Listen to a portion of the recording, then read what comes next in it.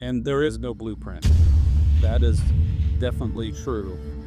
He has done amazing research into this. The resistant to change part, what can we actually change? Organizations, systems, companies, organizations do that too.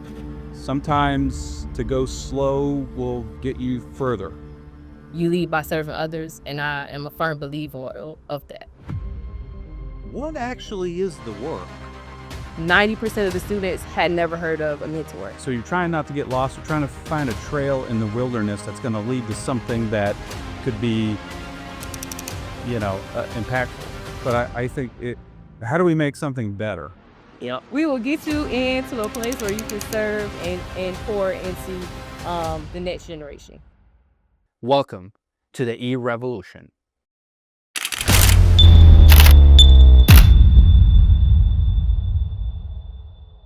Hello everybody, thank you so much for being here today on another episode of E-Revolutionary, the podcast. And we have today two amazing guests that come from USF. We have JP and Dustin, and they're going to tell us more exactly about what they do. But it is extremely fascinating because if there's one thing that we know for real is that technology is making society advance at an incredibly rapid speed. And if there's one thing that is not advancing as fast as technology is policy, systems, what's running our society. And here with JP and Dustin today, we're going to be talking specifically about that. Building community-centered systems that actually work. How do you make it work? Welcome to the podcast. Oh, thank you for having us. Yeah, Thank you. It's exciting to be here. Can't wait to get into it. For sure. Well, so USF is such a big world. It's one of the leading research universities of the state. There's so many things that are happening, but you sit on a very interesting intersection of education, sustainability, community. Tell us more about the work that you do. Absolutely. So great to be here. My name is Dustin Prime, and I am the Sustainability Director for the Institute for School Community Partnerships. And we work directly with Hillsborough County Public Schools on the Community School Initiative. And so we see a lot of different things. So a lot of the things that you're talking about, the advancement of technology, what that is doing and not doing with our students and families, we see a lot of different things. And so while we're employed by USF through the Institute that's at the College of Education, we get to see a lot of things in the community. So, and we love that about our part of the work. We have the autonomy to go off campus, interact with our schools, and meet new partners and so forth. And I think it's a crazy, scary time in many ways, but it's also the most exciting time to be alive ever. And I think on the one hand, we have this rapid advancement of AI and what is all of that going to mean for education. But also I think there is a need as well to get back to the basics and what they used to call soft skills, now are crucial skills, right? So all of that. And so I'm very excited about the work that we're doing, and sky's the limit. I think Tampa Bay, Hillsborough County, this is the place to be. I love it. And so a little bit about me. My name is Whitney Jean-Pierre. I go by JP, and I am the Community Programs Coordinator at the Institute of School and Community Partnerships at USF. And a part of my role is really to find the resources within USF and within community to kind of plug into the schools at Hillsborough County. And I've been in education for about 12 years. Love education. Super passionate about learning, and just really want to serve and get those extra resources that I know are needed into the hands of the people that need them the most. Very interesting. Thank you so much, Dustin and JP, not only for coming, but also for the work that you do, because it's one of those works that is, because of the very nature of the work that we get to do, we live in an area where there's no blueprint. We have to connect the dots as we go, and we sort of have to define what sustainability means, what community means, very locally. How do you navigate that within the work that you get to do every day? I think what's interesting about community schools is that each community school has its own thing. So when we see one community school, that's all you see, one community school. And so we conduct a needs and asset assessment at the beginning of our work so that we can really see and dive deeper into like what that actual community needs to kind of drive what we do and how we find those resources to plug into that space. So that's one thing that we do to make sure we're getting the right resources for that specific community. And that becomes a direct result of a need assessment that you put together first. And who guides that initial outreach? Well, so under the leadership of our strong leadership of Dr. Stacy Ann January and Dr. Jose Castillo at the Institute, we work directly with Hillsborough County Public Schools. And the Institute is directly connected to the school's psychology department. So there's a lot of great graduate students that support the needs assessment, that support, especially the listening project, which is a big thing with community schools, is taking the time to sit down with different stakeholders and ask questions and really have an understanding of what's going on. We were talking about some of that today with one of our schools in our earlier meeting. So that's really something that we support. And honestly, that's a great thing that we do, but it's just the bare bones beginning. And as the school year gets started, we got about 30 days left in this school year. Yep. And we're finding new things all the time. Okay, you need to take a look at this, you need to take a look at that. There's so many, I think generally speaking, the field of education, there's so many wheels spinning. There's so many things that you could take a look at, that slowing down and saying, what do we want to focus on? What can we actually change? Okay, it's April 2026, where, all those kinds of questions. So it's a lot of, to say it's a process is an understatement. And there is no blueprint. That is definitely true.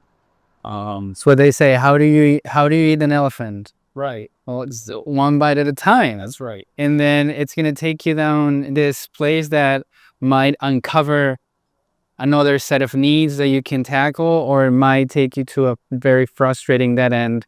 And then it's like, well, this is not going to get us anywhere. That happens. Yeah, that happens more than I care to admit. Yeah. I don't think people fully understand the complex nature of these systems and why change and change resistance is so prevailing. And we were talking about that a little bit ago before the podcast started. And you had a very interesting theory on that. Yes. I think, for better or for worse, that resistance to change is just rooted in human nature, and we never fully escape that.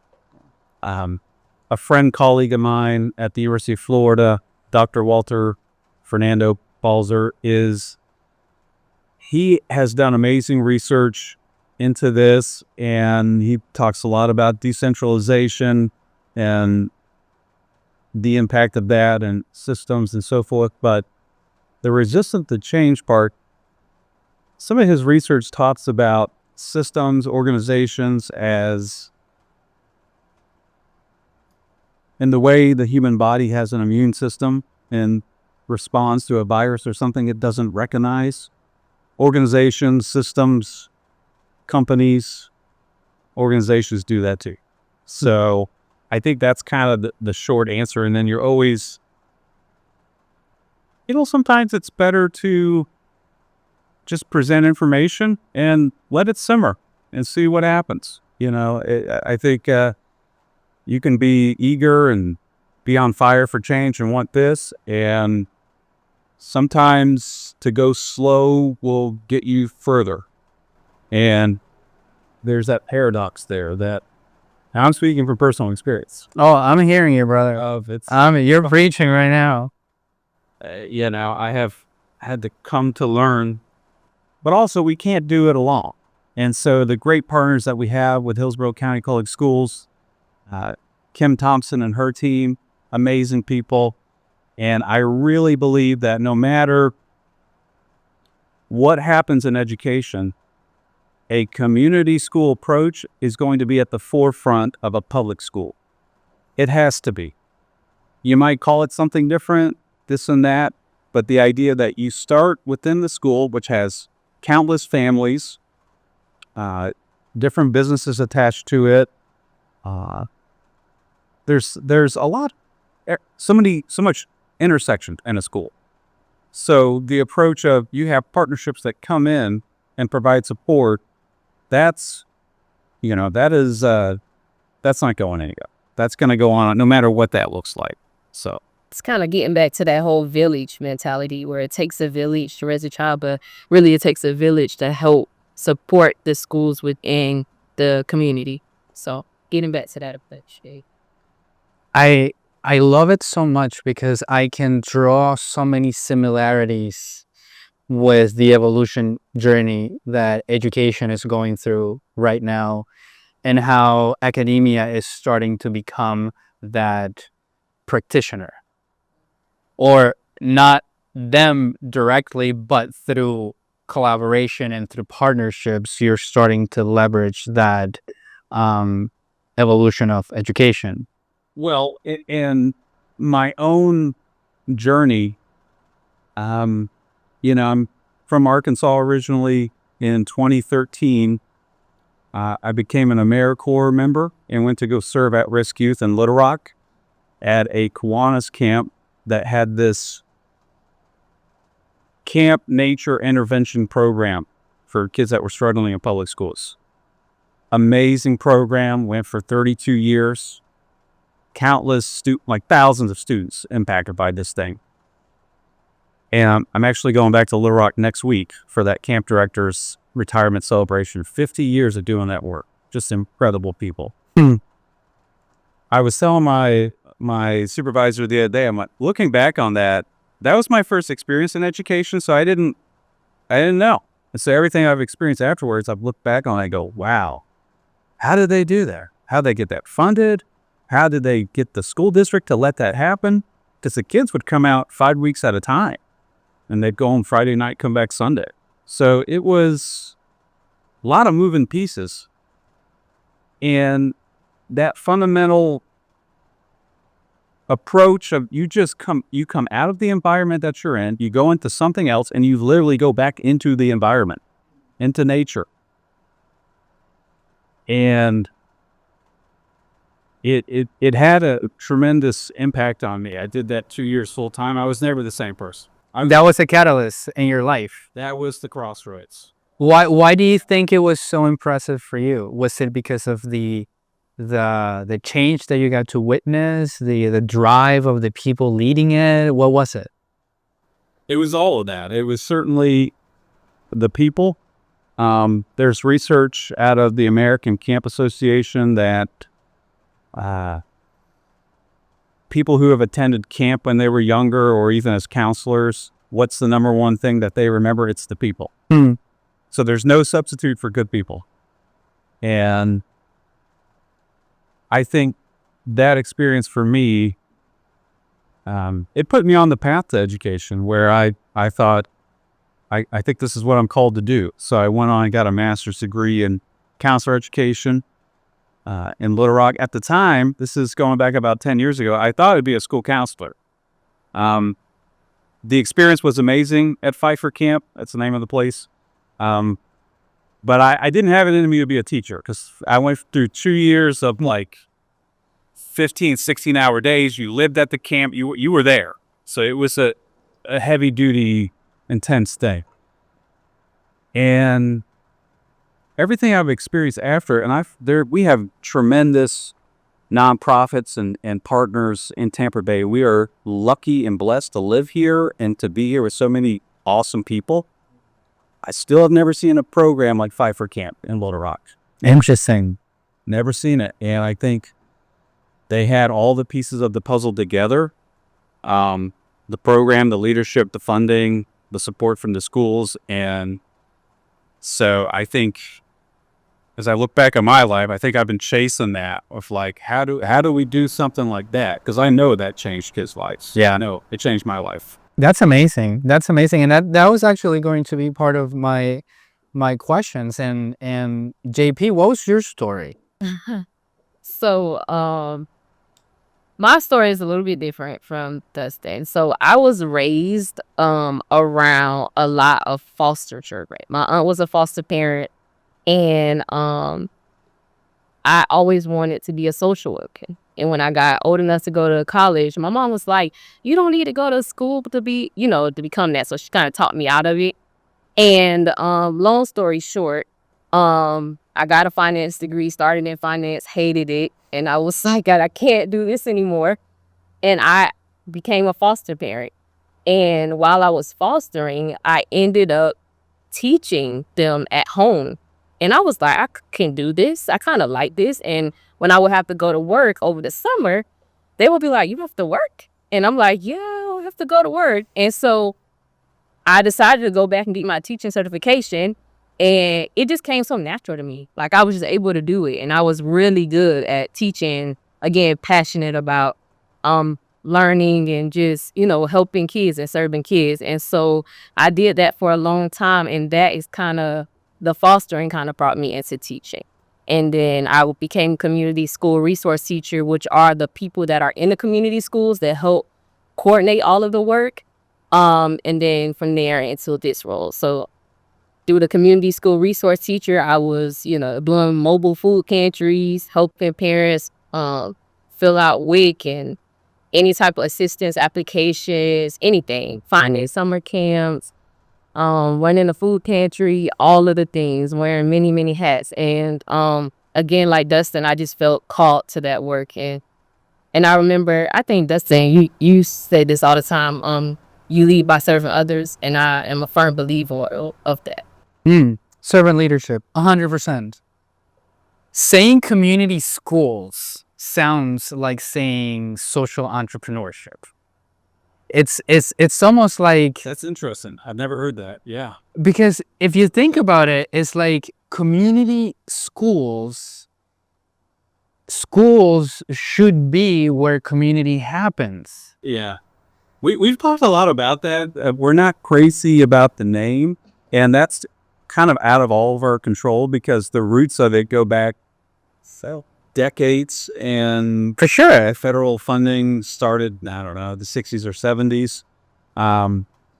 But we have to give a shout out to UCF and the Center for Community Schools that we work with, and what they've done in Florida, especially of getting bipartisan support for community schools, putting together a model. Here's 4 pillars, and we're going to focus on this. And that's not easy. But that is tremendous what they've done in the last 10 years. So we're honored to be a part of that work. And the community school thing, that's just the phrase. Yeah. Because social entrepreneurship is one of those things where businesses started to solve social problems. That was the origin of the business, was like, listen, guys, we have problems that are coming as a consequence of our growth as a society. How are we going to solve them? Paying taxes, it's only going to do so much. We have to create businesses so they can help us solve this problem. Okay, but now it's like, if you're a business that is trying to solve a social problem, then you're a social entrepreneur, and then you're sort of this breed of, like unworthy capitalists. I was like, no, listen, you can do both. They're not one or the other. They should be together. Yeah. I love that. I love that. Yeah. I've never heard anybody make that comparison between the two of community schools. But when we start, like real quick for the audience, a community school is, you can think of 4 pillars: collaborative leadership, integrated services, family, community engagement, and expanded learning. And you have essentially a community school coordinator in there, along with a parent liaison that helps kind of make those things happen. And so in a very broad brushstroke, that's what it kind of looks like, but there's a lot detailed within that. And the majority of schools we work with are Title I, I believe. Yeah, I think And all of that's been sent to about. so it's kind of like, what approach do you actually take to a school that is struggling? Right. And it has to be a community school, because Right. it's just like, when we start getting into it, it's just kind of common sense of like, well, isn't it like what? Yeah. And schools that have resources that, might be in South Tampa, might be in Carrollwood, but the principal can just make phone calls and things happen, like, hey. But schools that have a lot of teacher turnover, or there's just an array of issues that it could be, what do? It's got to be a community school approach. Gotta be. Is it one of those things where I feel like this community, particularly Tampa Bay, has this energy of collaboration, of connectivity? And you were saying that the community schools in this area are also outperforming other areas, correct? Do you think we are strategically positioned to be able to pilot, launch, and scale some of the other programs that we get to experiment and experience that other regions can't? That is certainly where we want to go. And a big part of my role is, okay, what data do we have? How are we showing impact? And I was talking to someone else about this the other day, because we were talking about charter schools and so on. Because obviously you can't talk about education in Florida without school choice. I mean, For sure. Right. Yeah, it's part of it. Oh, 100%. So I very much stay in tune to what's going on with that also. But I will say, I believe people eat with their eyes. And so if something looks like it could be better and it's newer and shinier, okay, they might do that. But I think of schools that we work with, like Edison Elementary and Temple Terrace Elementary, that are 100 years old, that have character, that have awesome people, that they're truly community schools. They're truly of that community from the beginning. And I think there's a lot there that we can continue to strengthen it and so on. But in terms of scaling getting off track a little bit, but in terms of scaling some of the programs, that might be good to talk about the Project Mentor and those things. So through USF, we have several projects that we're doing and implementing in the schools to help, like, with whatever they need. So one of the projects that I kind of supervise is Project Mentor. And so we have 4 mentors that serve at 4 different schools in Hillsborough County. And they meet with students bi-weekly and basically mentor them during the school day for free. And it's been super impactful. They work on problem solving, resilience building, anything, just to be an advocate. I have a group as well, and I work with 2 students, and being able to advocate for them at school, being able to reach out to different nonprofit organizations and getting scholarships for summer for them, and just, again, being servant leaders. It's been super impactful for me, and I know it's being impactful for the students as well. So we work with them on their grades, how can we improve, setting goals, all types of stuff. And it's just been super powerful just to see the students longing and anticipating every week for that person, for their mentor to come out. What age are those students in? 2nd through 5th grade. 2nd to 5th grade. Imagine how it makes me think of when I was in 2nd grade. The conversation about mentorship. I think my first conversation about mentorship was probably my mid-20s.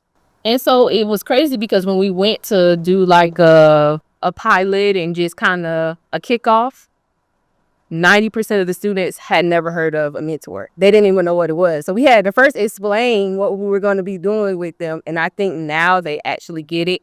The person is consistent. They're always showing up. They're on campus. Even if they're not having their group, they're checking in with them. They'll go sit with groups in the cafeteria during lunchtime. And so I just think it's really cool just to see, again, it happening and being impactful. Yeah. Oh, I love it. I love it. And I will say, and people in the office will tell you, I love AI. I love this, what you can do with it. It is just fascinating. It's just awesome. And the flip side of that is something like Project Mentor, which we are so grateful to the Children's Board of Hillsborough County for their support on that. But I think that's very telling, like the students don't even know what a mentor is. Right. Starting at the beginning of, you've got to have a network and people you can lean on and trust. I think before you can go really far in this world. So.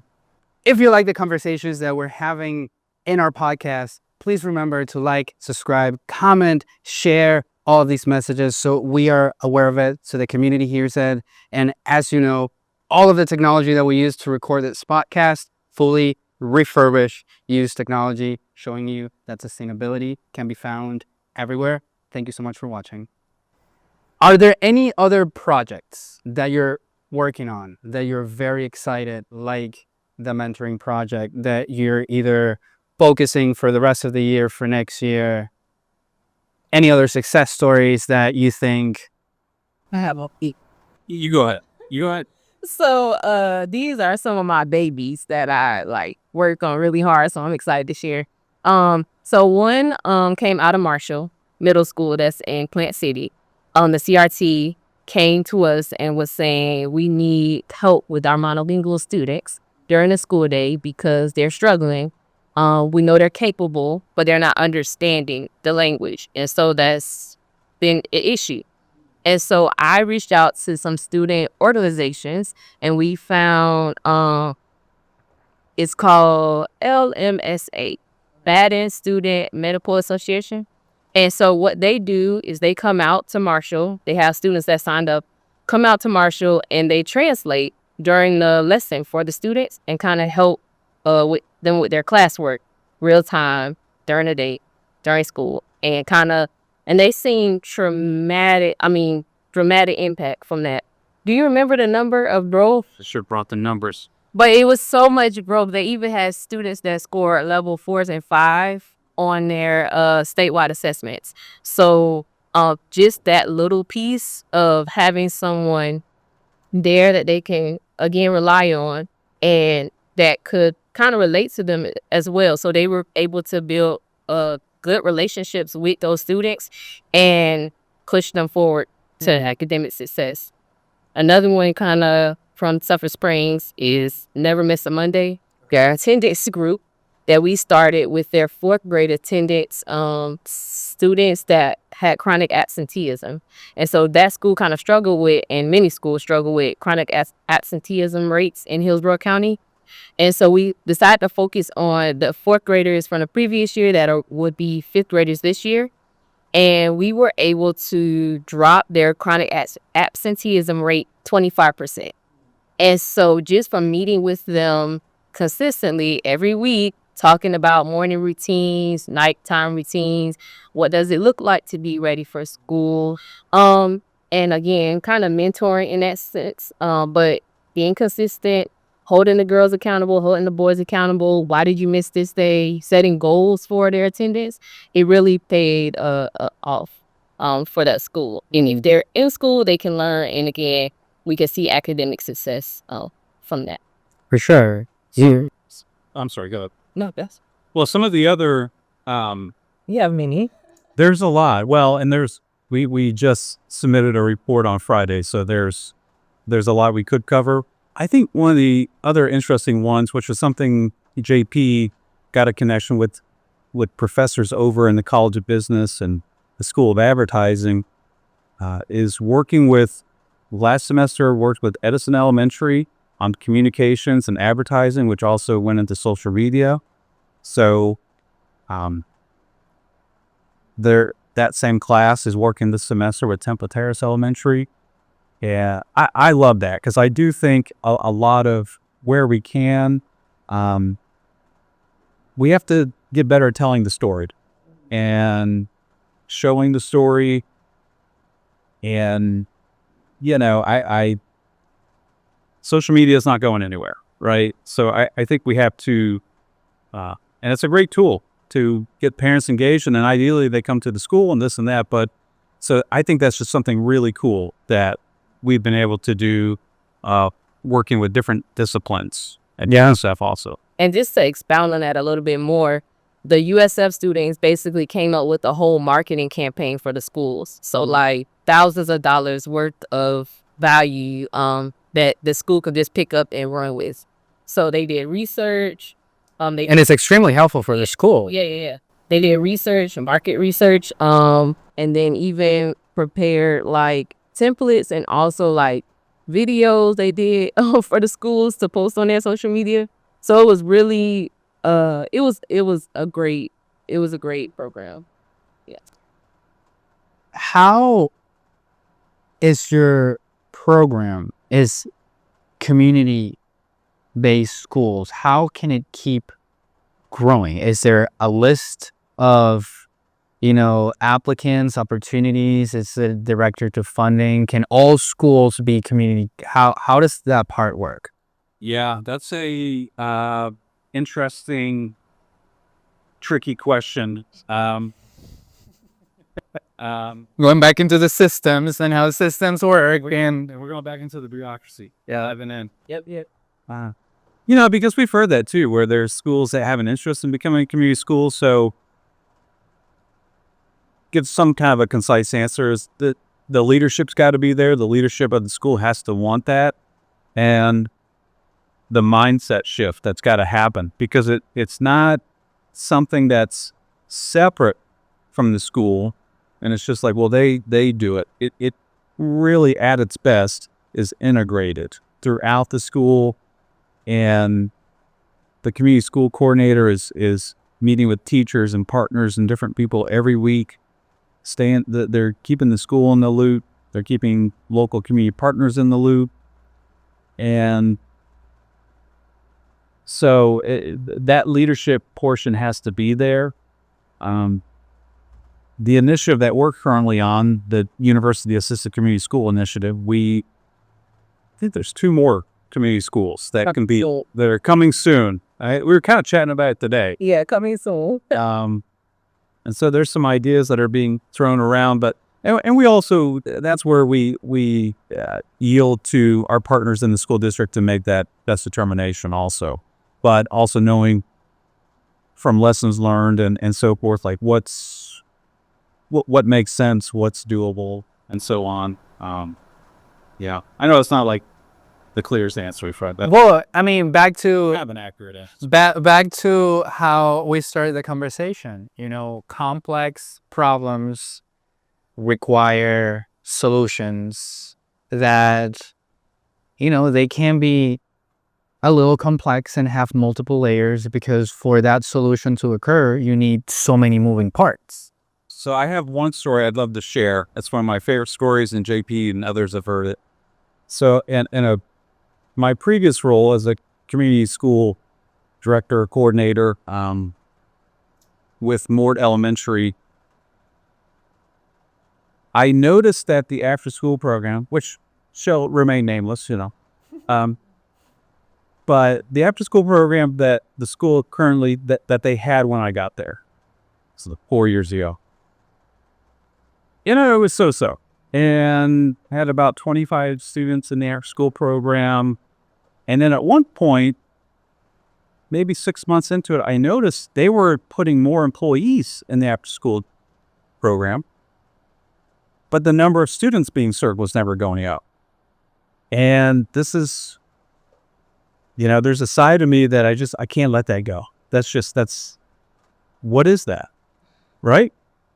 And so I started asking around, and the supervisor of that said, who told you that? I said, well, so-and-so. There's not that any wait list here at this school or any of my other schools. So it was like a detective on the scene. So I was just putting all these pieces together and then just elevating it. And because in the beginning, it wasn't anybody's priority. And as we're looking at the community school pillars, and expanded learning is a big one. And that's my favorite pillar if I have to pick one because of my previous experiences. And I think that's where, when you give kids experiences, especially outside the classroom, or you can augment it, I think that's where it's at. Kids deserve that. They deserve an experience that tried something new, experience something new, because you just don't know if that's going to be the thing that's going to get that kid on the right track or whatever. So I was knocking on doors of different partners that could do the after-school program, 3 or 4 different other partners. And eventually the planets aligned and everything came together. And the Boys and Girls Club of Tampa Bay, with funding from the Children's Board, were able to come into Mort and provide, and the old program had to go, but we quadrupled the number of students served. I think it was 125. And then, Wasn't it free? and it was free because of the Children's Board, free to parents. And that within 2 years, that Mort got its first B for the first time in 30 years. And, there's a lot of work for over the years that's gone into that, with Woodland Johnson as principal, Letitia Haley Brown, Cindy Stewart, Sam Bell, God rest his soul, Betty Castor, many people that had significant time and energy into the school. But I just love that story because it was just like, I just personally felt this just cannot be this way. I can't live with this. Well, and we accept this. But I think it's the system thing. It's just, if you're used to it, like anything else, you're used to it. But to me, it was like, nah, this is so I'm so proud that we got that done. And that is how community schools is supposed to work. Or that person, that coordinator being there or director being there to identify problems and bring about change. So that was just perfect example like that. No, I one of the things that I love the most about the model is the leveraging of the resources. Is that if you just leverage resources, we are so wealthy. There's so much money in the system that you don't need to add more. You can just reroute, leverage other people's infrastructure, and come up with something that's untraditional. Yep. But it's hard. Time, their treasures. It's not even all about money either. Their time. Right. People's times is valuable, and their talents are valuable. To bring in somebody that could do something and just show the students on that, like Steve Polks at Edison. Yeah, they do gardening, and they allow the students to grow food. They teach them how to sell their produce, and it's a great program. But just things like that, bringing those people in. And I do think it's, what should we stop doing? That's one of my favorite questions. Another one is, what actually is the work? Right? Mm-hmm. What are you serving? Right. Kind of back to your point about there's no blueprint. It's like, well, what? And so that can be exciting, and there can be so many different things that you can do since there is no blueprint, but at the same time, you can get lost, right? And so that's a lot of what, just broadly speaking, the work is. So you're trying not to get lost. You're trying to find a trail in the wilderness that's going to lead to something that could be, impactful. And, so I could talk on and on. Yeah. Well, and that's the thing, right? The thing is, again, I'm one of the believers that says there's plenty of problems. We can spend so much time talking about the myriad of problems there are there. What are you doing to solve a problem? Like, pick one. Just pick a problem and solve it. So I'll augment that or say that a little differently. I also have the mindset, which could be right or wrong. A lot of these issues in education, I'm not sure if we're going to solve them in our lifetime. Right. But can we make it better? 100% we can make it better, no doubt. So, and I think that's a key. I love the entrepreneurship and the business mindset in education, and I think we need more of that, honestly. Yeah. And if we don't have more of that, I think it's going to cause problems, For sure. especially for public schools. But, yeah, I think so. And not just my idea of semantic thing, but I think how do we make something better? And I think that's a very fair, honest question to ask. Yeah, an anchoring question. Yeah. An anchoring question. All right, so, man, I feel like we could go for hours. Yeah. But if we were to close with a call to action to the community, a call to action to leadership, a call to action to folks that are in a position of power that could, change the way things are by proposing an idea, by pushing a change, by signing a piece of document.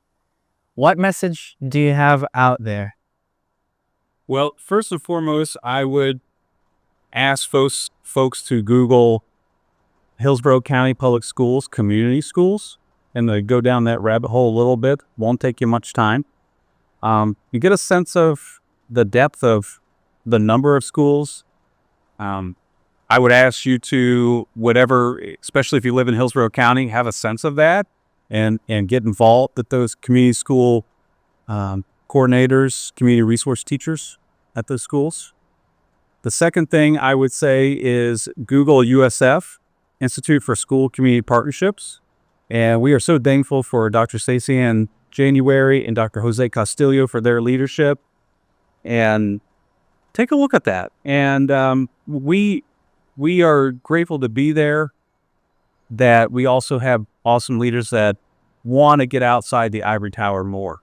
So if you're passionate about education and community work, please reach out to us. Yeah. Awesome. And I would say, I'm very I guess just more, what's the word I'm looking for? Practical. Like, just go to the school. Like, if you feel like led to do something at a school within your community, reach out to the principal, the AP, guidance counselor is a good one person, social worker, school social worker. You can look them up on that school's website, and they have their email addresses to reach out. And then if you can't get in that way, reach out to us. We will get you.